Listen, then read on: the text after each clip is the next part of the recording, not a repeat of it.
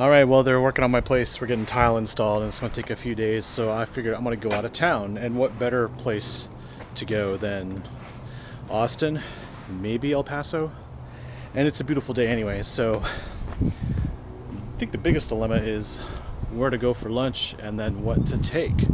But I think our problem is solved there, because I'm gonna take that. The 2018 Fiat Spider Classica. It's the bone stock version. It has an automatic and I love it. We're gonna drive this today.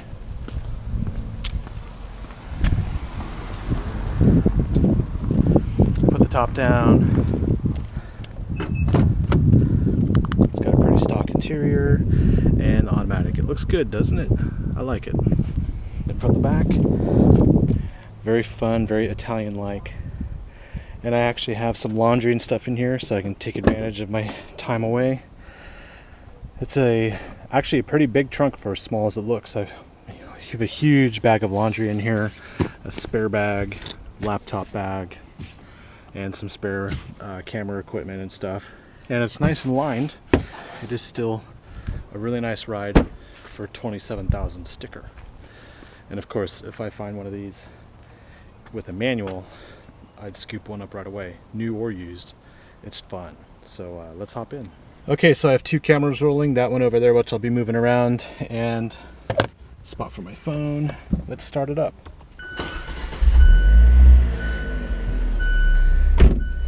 The only real issue I have is with this advanced high-tech package. It always seems to download my address book every time I get in the car. It imports the contacts, and it's kind of slow when it does that. It's an unnecessary delay in my opinion, but it does get off with the music right away. So I think I should just get on with the driving right away. What do you think? So I've got a full tank. I filled it up earlier today at Costco. I'll reset the trip odometer here. Okay, that's been reset. Trip A has been reset. And we're gonna go reset my average MPGs. Okay, it's a nice 71 degrees outside and we can go on our way. So let me just zip on through downtown real quick and then grab some food and then we will resume. Now I have previously said that the Fiat Spider with an automatic feels like a bit of a boulevard cruiser, like a rodeo drive kind of thing. And I was right, because here in the Classica I have the 16-inch wheels, not the 17-inch wheels. And this thing feels to skip across really bad roads, like for instance in this construction zone. It kind of skips across it like a rock on water. So let me just go and show you that real quick. Oh, and by the way, the manual will hold the gear, so it's not going to auto shift either. So you got to keep your eye on that. Whoops. But basically it's very smooth in this construction zone. It's a really rough road in some areas, and I don't really feel it.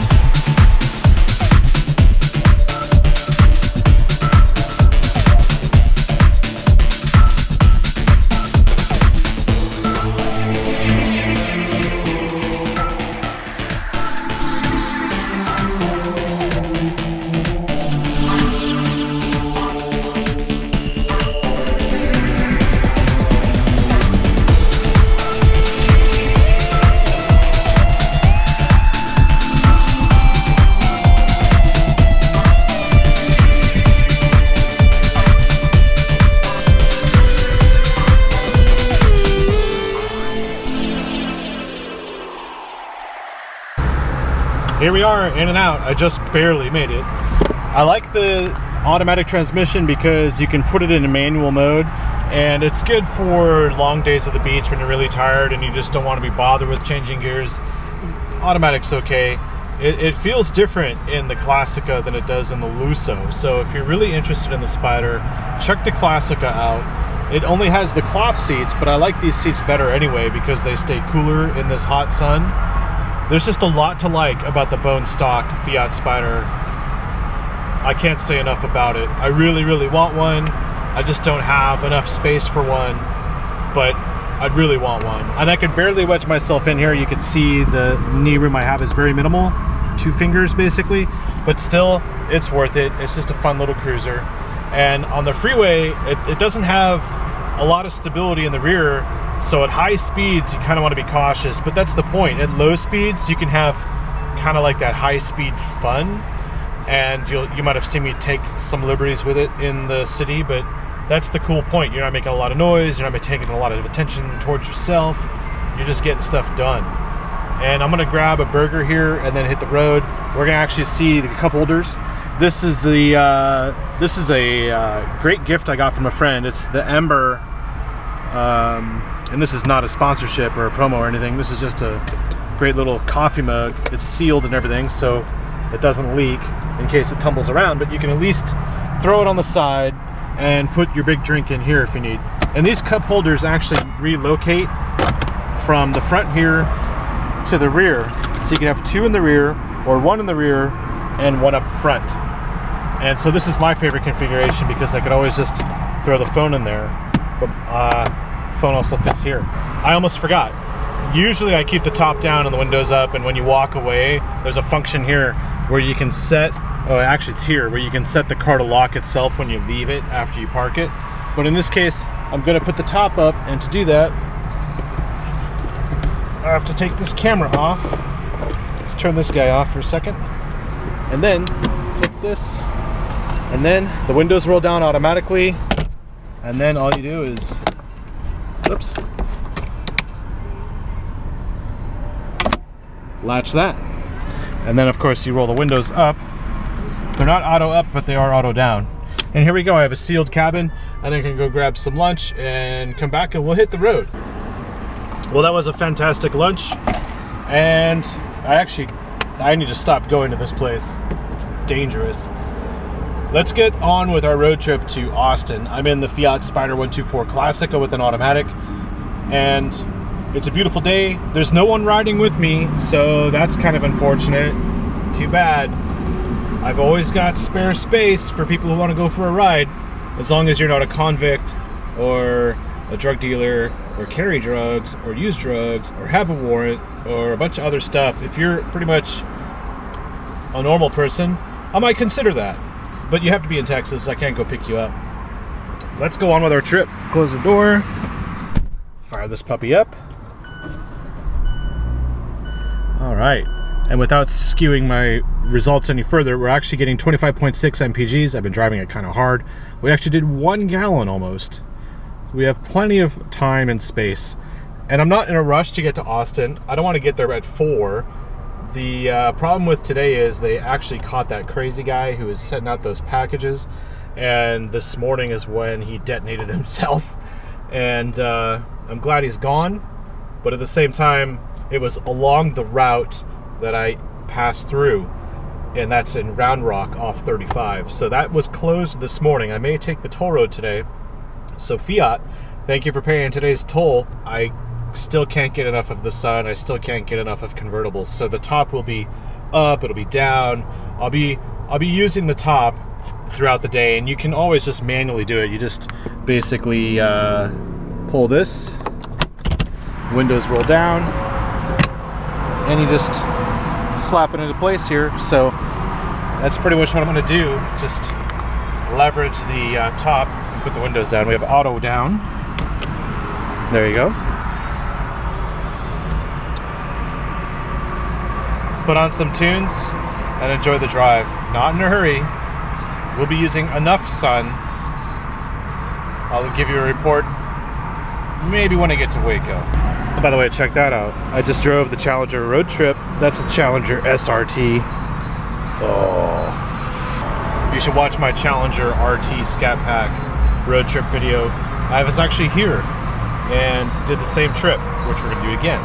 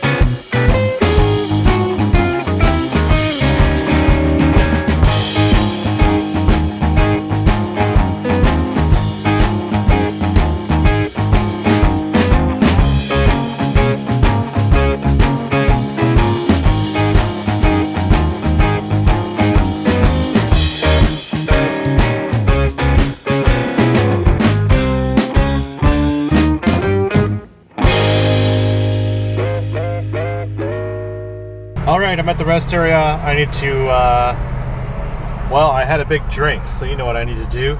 And that's basically a tip here is don't be afraid to stop at the rest areas.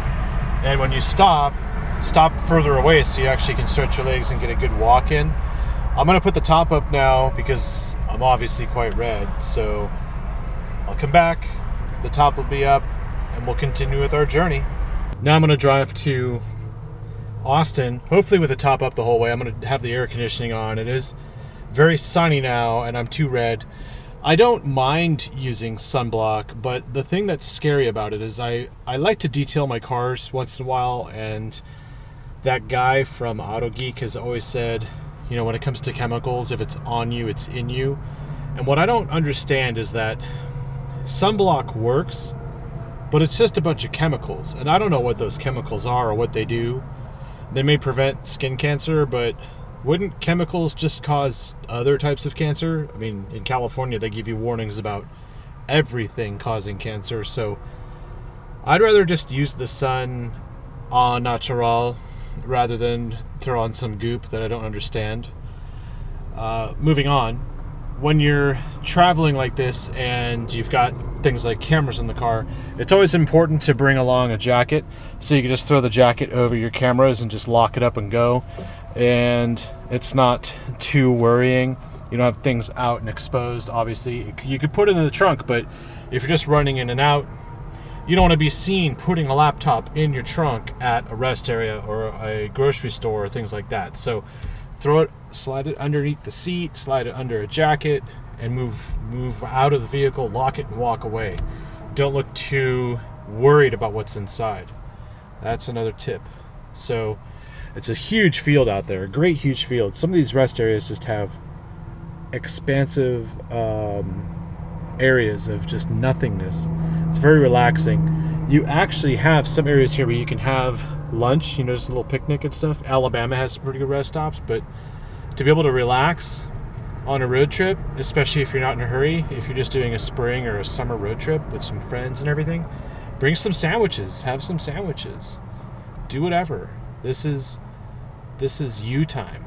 So right now I'm sharing this time with you. I'm shooting this and editing this and showing this a little differently because I know there are a lot of people in Europe and Canada and Mexico and Saudi Arabia. Thank you for watching. And this is what it's like in America, driving through a place like Texas. Not all the states are the same, but this is a little sample of what it's like, at least in a car that I think is available all over the world. So this is what this worldwide car is like in Texas. Keep watching. It's also worth noting that when you go in on a road trip, you know, pack some clothes on a carry-on style bag so that you can easily access clothes to change into at those rest stops, because right now I'm wearing a bright white shirt and it's doing a good job reflecting the sun. So if you're heading south or west on your road trips, you don't want to wear a dark colored shirt in the summer because you're going to be very, very hot when you get to the desert areas, Texas, New Mexico, Arizona, California.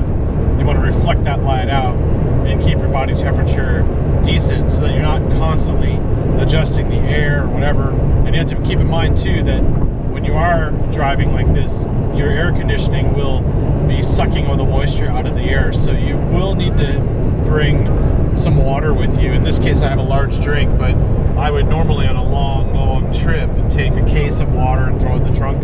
This car doesn't have that much space. There are no, whoa, a rock just hit the window. That happens.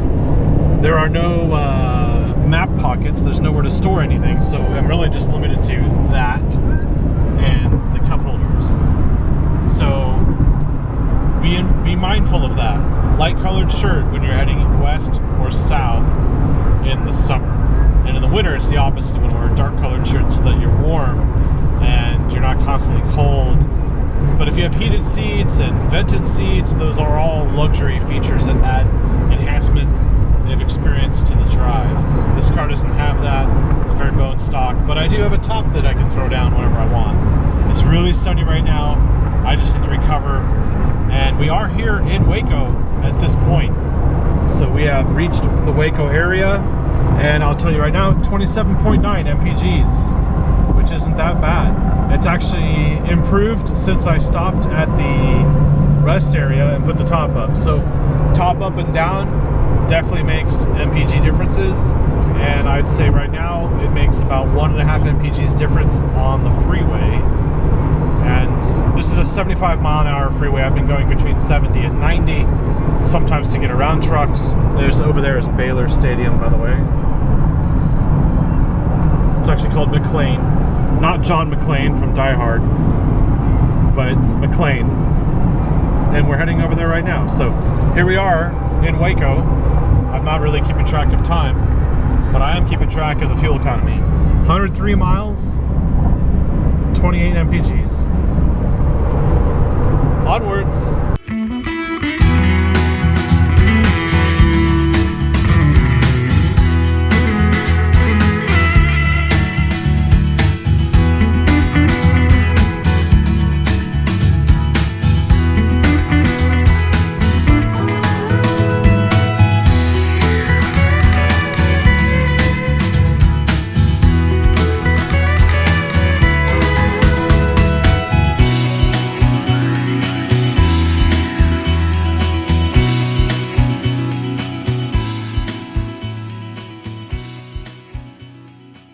I just made a couple calls here, and what I want to really show you is right there is the microphone. So when the top is down, or when you're driving on the freeway, the top up, they can still hear you. Most importantly though, you can hear them because the speakers are here. There are stereo speakers inside the headrest on the driver's side, and on the fabric seats, you don't notice it as much as you do on the leather seats because the leathers have perforations. So that's another reason why I like the fabric seats in here, because you don't notice it. And that's kind of cool. We're stuck in some traffic, but I made some calls and we'll be on our way to Temple next. So Temple is next, and then once we get through that, we will make our way through Georgetown and Austin. Georgetown is near Round Rock, and Round Rock is where that crazy package guy was, well, he blew himself up. And I'm kind of disappointed because I was hoping Chuck Norris would get to him first.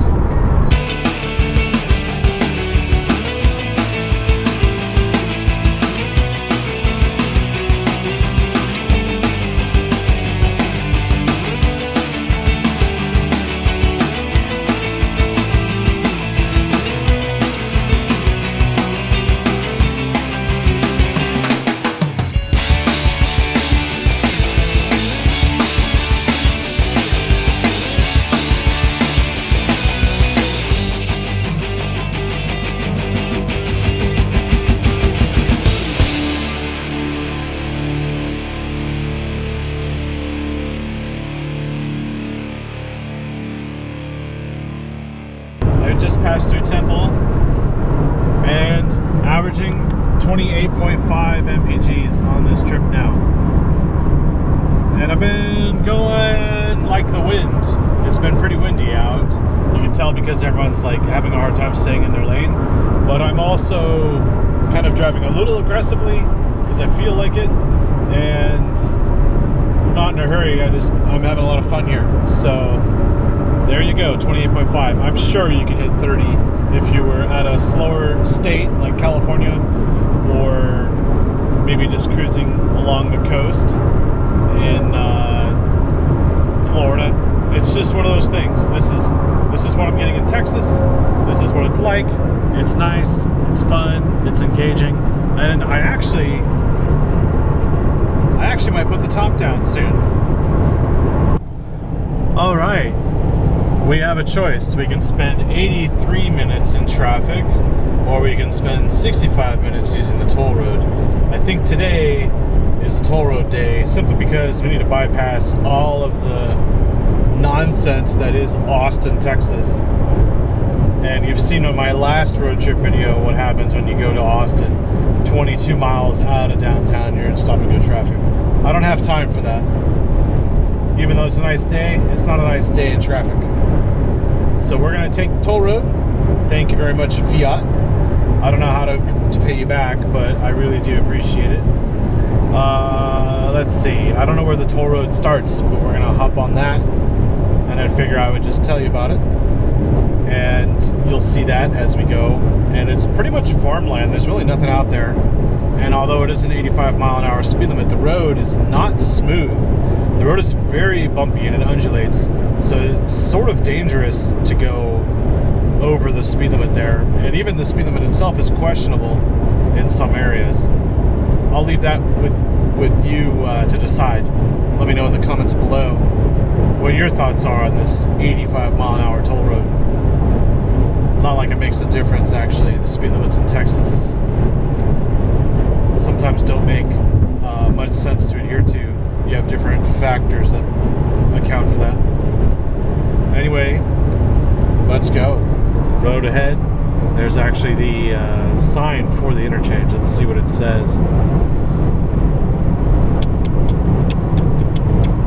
Houston, San Antonio, 1 mile. Okay, we'll take that. So toll road 130 south.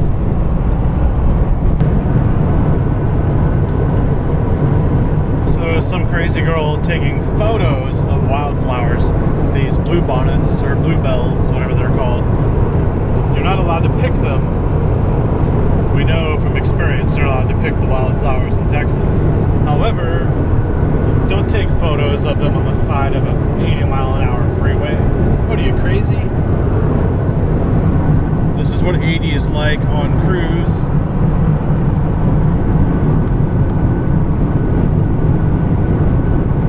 Not bad. It's a little windy. We're actually heading into the wind, so our fuel economy is probably not going to change much. I do feel like I'm in a little airplane, like a Cessna 182. It's not as loud as a Cessna, but it definitely feels like an exhilarating ride when you get to this wind buffeting point. It's kind of cool. And then all we'll do is check. It's clear. There's a bit of a blind spot there, but I'm okay with that.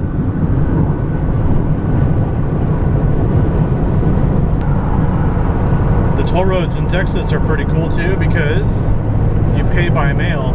You don't need a tag, and you just drive through. That's the toll booth right there, those flashing lights. So it snaps a photo of your license plate, and then in the mail you'll get a bill. And I think they do the billing like twice a month, and the bill fee is like $1.10. And they offer a discount, but I wouldn't get a pass. The pass has never been worth it to me. Besides, I don't live here anymore, so I don't need it. But that's how Texas tolls work. You just fly through them. No stopping, no BS. Not like, what is that in Virginia? I forget the name of it. 267? Whatever that toll road is? Yeah, that's nonsense. This is the way you do it. We're actually coming up on Highway 79, which heads towards East Texas, like Marshall or Tyler or whatever it is. And Highway 79, by far, especially in the springtime, is the best drive road in the country. It's the most beautiful scenic road. There it is, Taylor Round Rock. That's the one. So definitely, if you've got the time and you want a very nice scenic Texas road with the flowers and the trees and the pastures and the cows and no city life at all, it's very epic in the scenery department. It is lush, it's green, it's definitely otherworldly. It's the opposite of when you get to the west side of Austin and you get out into the desert. Not all of Texas is rocks and dirt.